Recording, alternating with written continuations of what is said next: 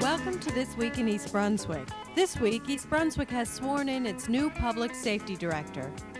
And justly. Impartially and justly. Perform all the duties. Perform all the duties. Of the Office of Director of Public Safety. Of the Office of Director of Public Safety. Also, Veterans Day was celebrated around the country last week, and East Brunswick was no exception. Amy Fisher talks with guests about American Education Week in the public schools. These stories and more, including children's librarian Carol Phillips, who tells us about the National Week for the Young Reader. But first, here's a look at Channel 8's schedule for next week. Monday, start the week off right with Lenore Kulik on Look Great, Feel Great at 10 o'clock in the morning. At 10:30, Stories from the Library brings reading enjoyment to the little ones in the family. On Tuesday, In Print features two authors with their latest releases from Bantam and Macmillan Publishers. That's at 7 o'clock. And at 7:30, John Magliaro discusses high school students who want to play college sports. And at 8 o'clock, Judith Lebline explores the risk of radon in East Brunswick. On Wednesday evening, Dolly Vasta and guest Sonny Rhodes talk the blues at 7:30. And at 8 o'clock, The Arts, produced by the Middlesex County Cultural and Heritage Commission, features the Hungarian Cultural Center in New Brunswick. At 8:30, the Department of Planning and Engineering will preview the township's master plan. On Thursday, the library is closed and there won't be a cable cast due to the Thanksgiving holiday. Programming will resume on Saturday for a complete showing of this week's programs.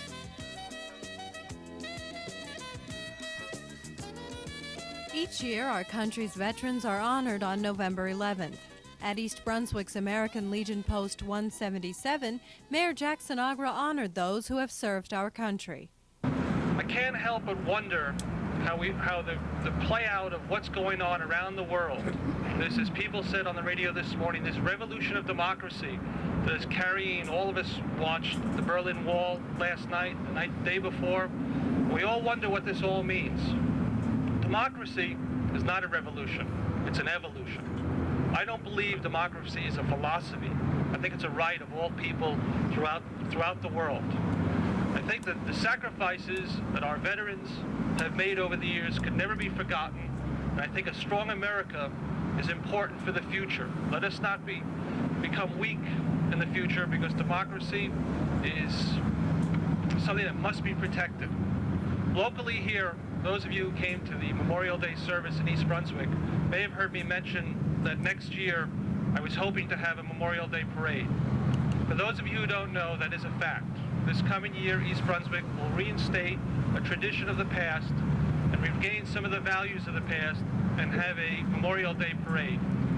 In addition to that, next year, Veterans Day, hopefully by next year, Veterans Day, the funding has now been put in place that East Brunswick will erect a Veterans Monument with the cooperation of the East Brunswick Museum Corporation on a piece of land directly across from East Brunswick Museum Corp.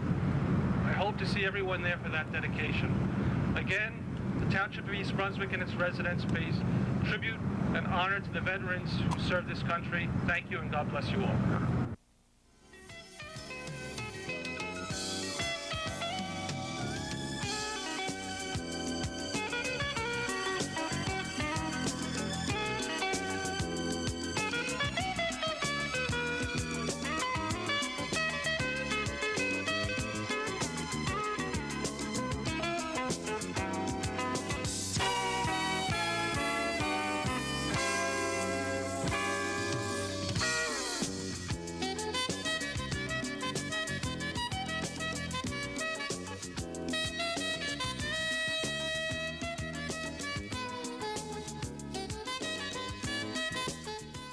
Following the death of Joseph Farrar, East Brunswick has hired a new public safety director.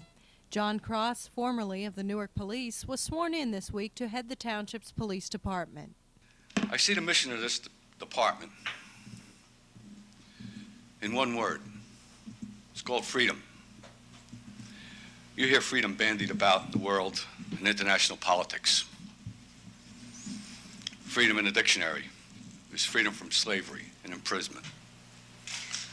Freedom to move about in peace. I see the police mission just a little bit down closer to people. I see freedom to go to church on Sunday, and when you arrive there, not to find a building loaded with graffiti and ethnic and racial slurs. I see freedom for your kids and our kids to go to school, go to a drug-free school,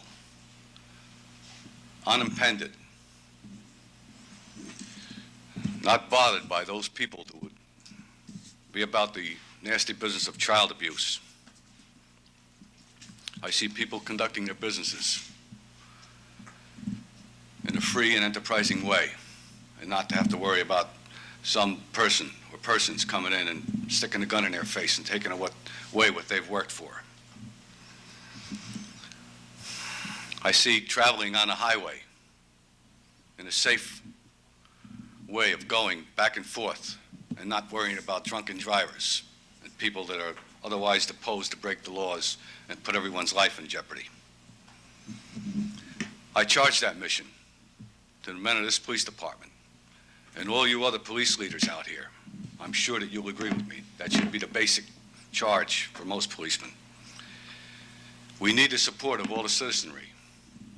I charge our men, the citizens of this fair community, to stand behind me and the men to make this possible, make this town safe for you and everyone else. I see my job to provide the leadership, the resources, in the most cost-efficient way that there is possible.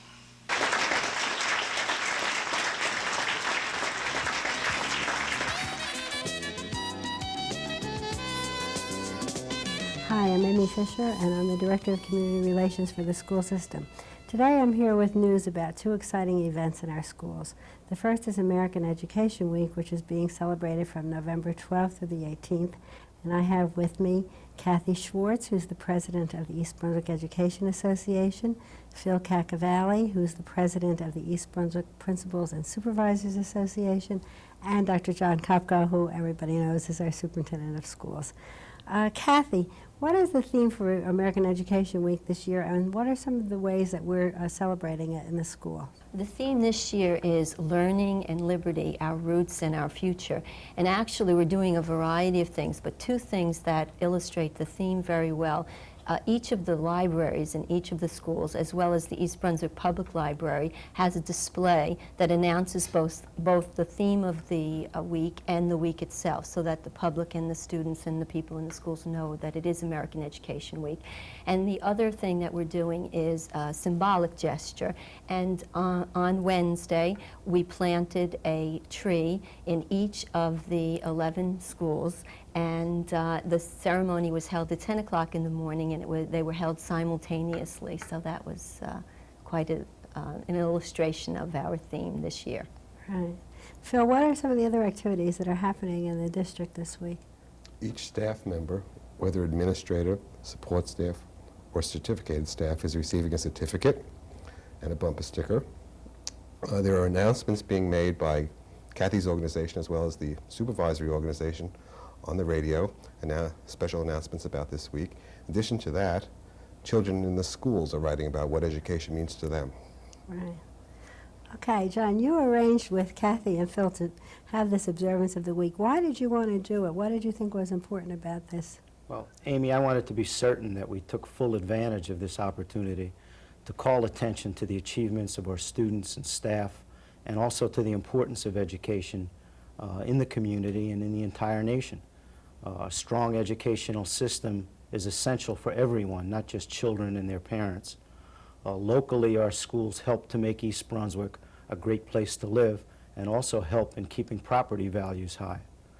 On the national level, education continues to be the key in preserving our free, democratic society. American Education Week was started, as you're very well aware, back in 1921, to inform people about the accomplishments and needs of the public schools and to enlist their support and their cooperation. It was important then, and it's even more important as we prepare our students for the challenges of the 21st century. I've been very, very pleased to have the opportunity to be able to work with Kathy and Phil on the plans for this week, and I extend my personal thanks to them and also to the administrators, teachers, and support staff who have been involved in this event. Great. Kathy, why do you think it's important to celebrate this week?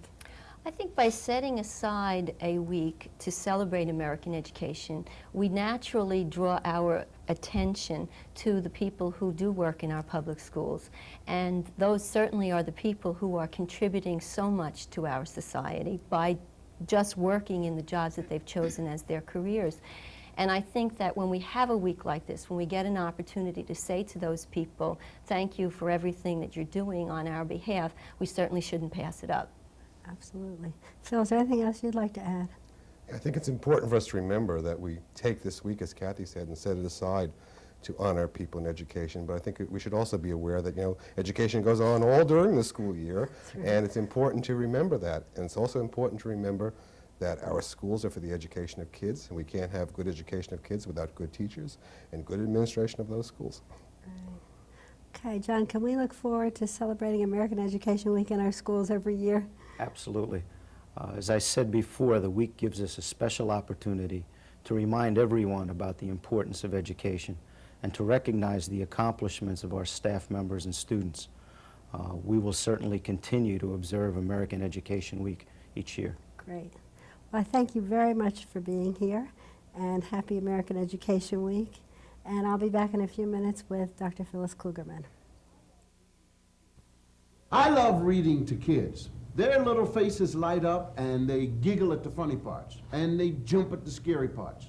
Reading to kids is a lot of fun, but it's also good for them. You see, if you read to kids, they'll get interested in books, and pretty soon they'll be reading on their own, just for fun.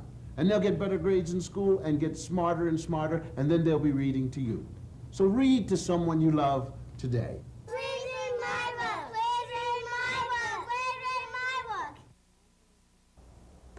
Now I'm here with Dr. Phyllis Klugerman, who is our Supervisor of Adult and Continuing Education.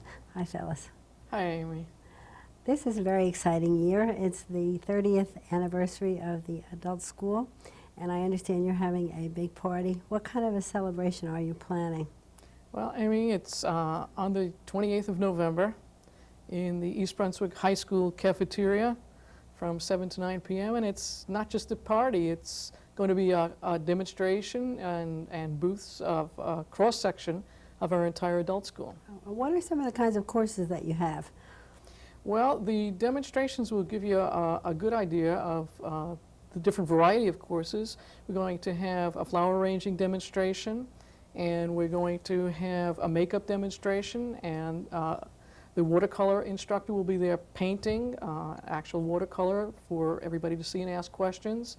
There will be representatives from Middlesex County College, a counselor to talk about the courses and the programs that they run, somebody from Edison College, which is a college without walls.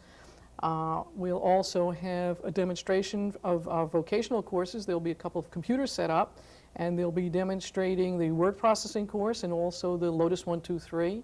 There'll be our instructor from the real estate course who will answer questions on that kind of program, and our adult basic skills instructors.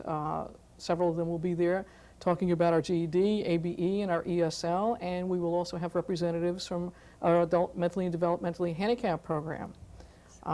In addition to that, we're having, this is really exciting, 2 big demonstrations. These are little booths that are going to be around the periphery of the cafeteria. But in the center of the cafeteria, at 2 different times during the course of those 2 hours, we're going to have a full demonstration, one of Tai Chi of the instructor and the students. They'll give you a little background on the Tai Chi exercise program itself, and then do an actual demonstration. And also a big audience grabber, we're going to have a belly dancing demonstration, and also the background of belly dancing. Right. And we'll have refreshments, and we're looking forward to having a lot of fun. Great. Is this open to the public? It sure is. We hope that everybody will come early and stay late. We'll plan on doing that. And we hope that everybody in East Brunswick will be at East Brunswick High School cafeteria at 7 o'clock on the evening of November 28th. Thanks for watching, and we'll be back again soon with more school news.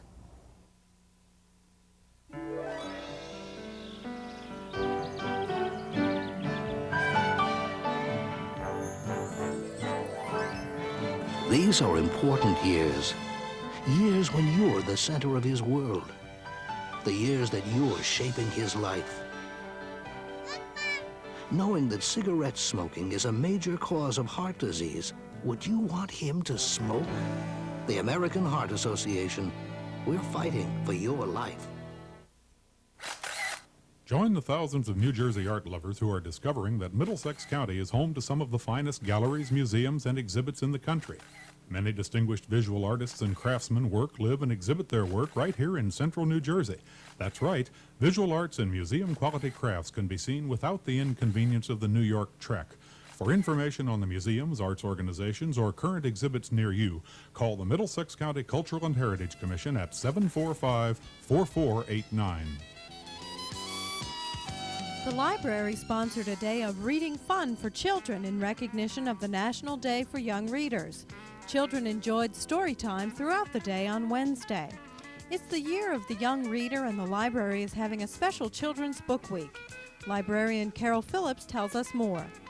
As the Year of the Young Reader draws to a close, we are ending our celebration of this special time with a surprise for children. Anytime they come in and use their library card, between now and December 3rd, we'll have a treat in store for them at the children's desk. Make sure you come in and visit us. Today, as part of our celebration, we are taking part in the National Young Readers Day, and we've been reading stories to children every 2 hours at the library. Staff members and some of their children have also been reading to groups of kids. For details about Children's Book Week, you can contact the Children's Department at 390-6789. The annual Turkey Trot will be held this Sunday at 1 o'clock at the high school football field. The Recreation Department sponsors this annual event where hundreds of people run, trot, and gallop their way to a turkey prize. A total of 65 turkeys will be given away to race winners.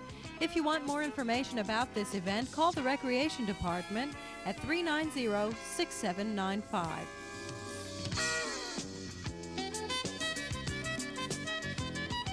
Hello, and welcome to Consumer Aware. I'm Adrienne Eisner, Director of the East Brunswick Consumer Affairs Office.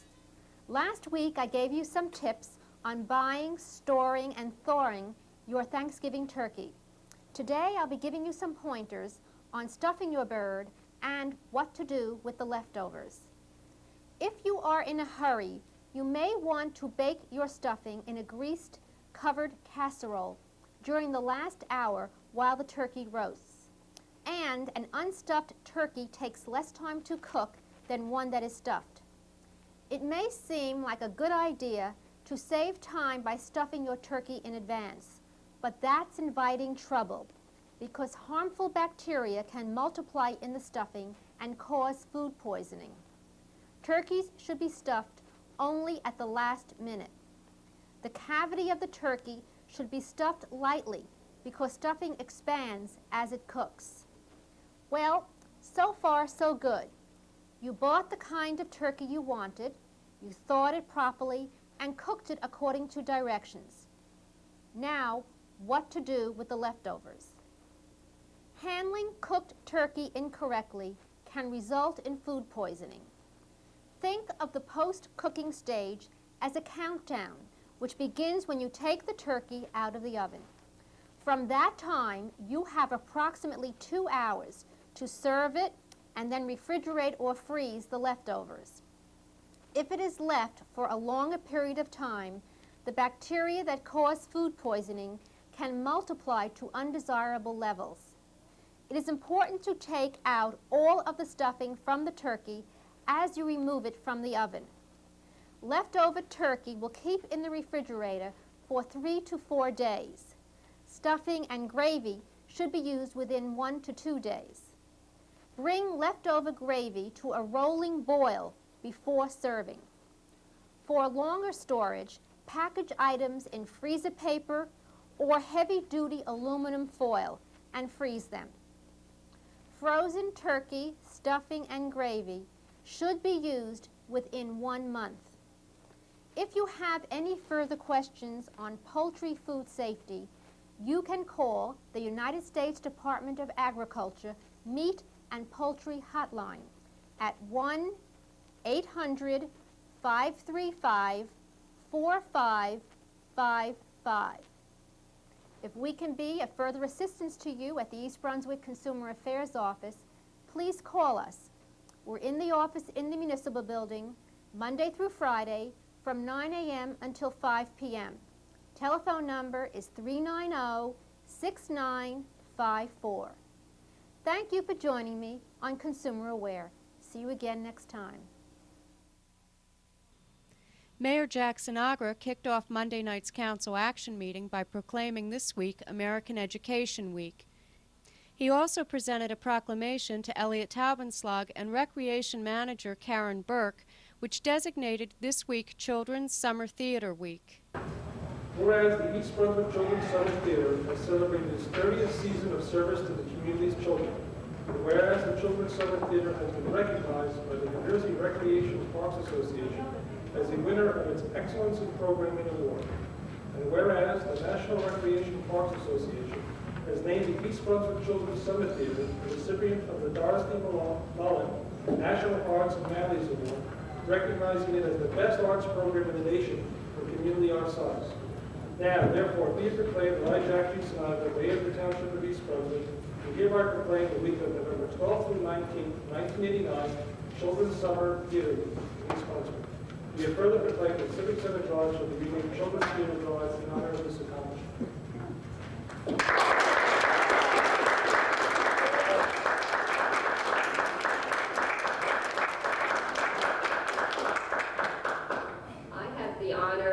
Going to San Antonio, Texas, and Elliot Taubenslag joined me to pick up the #1 Arts Programming Award in the country.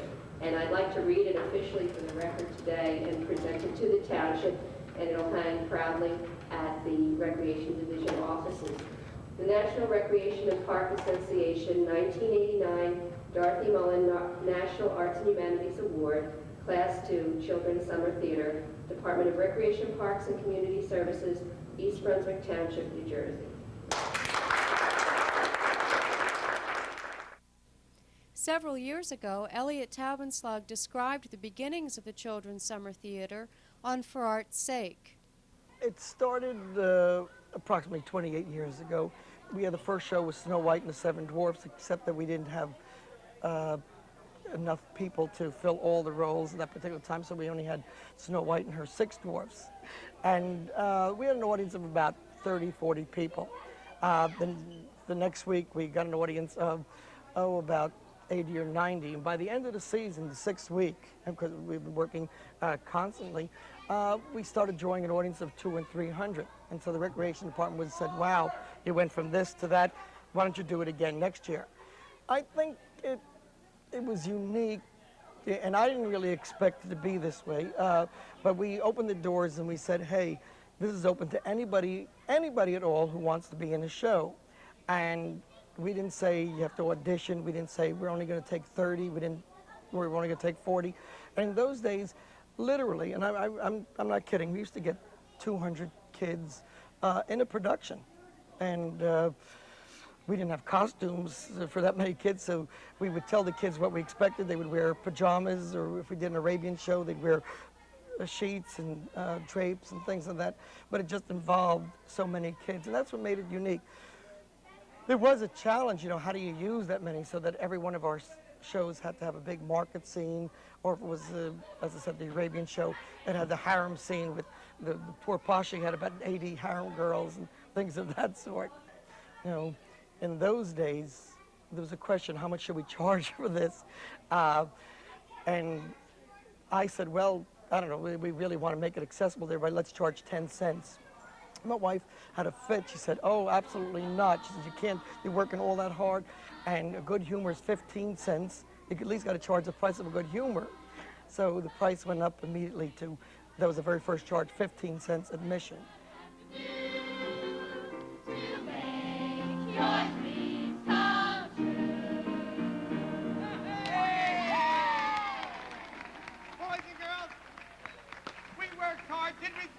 Did we succeed? Did you have a good time today? Well, if you did, then we want to invite you all back. I signed my daughter Jessie up last summer because I knew Elliot and I knew that he's gifted in working with kids. The thing that's foremost, I think, for him is the welfare of the kids and being sure that the kids are happy and having a good time and having their needs met. And the performance is secondary. I think that while he's concerned about getting a great performance, he cares foremost about the children, and they know that. And I think that because of that, he gets the best possible performance from them.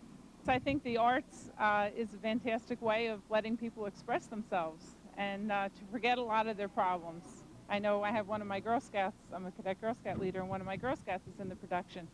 And I think it just helps her, you know, to be the person that she'd like to be. Adaptations of classic children's stories are the basis for each week's productions. As times change, storylines are updated, never forgetting their original premise, their sense of morality, and of course, a happy ending. Happiness for every one of us.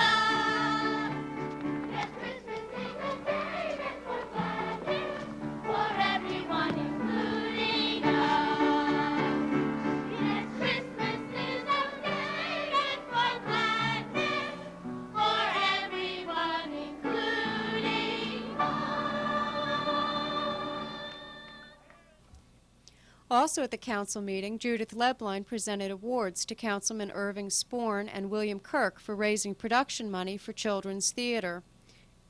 Bill Kirk announced state approval to install a traffic light at the corner of Winton Road and Riders Lane. The township has been awaiting DOT approval of the light for 3 years. That's all for this week. Have a happy holiday, and remember, This Week in East Brunswick returns November 30th.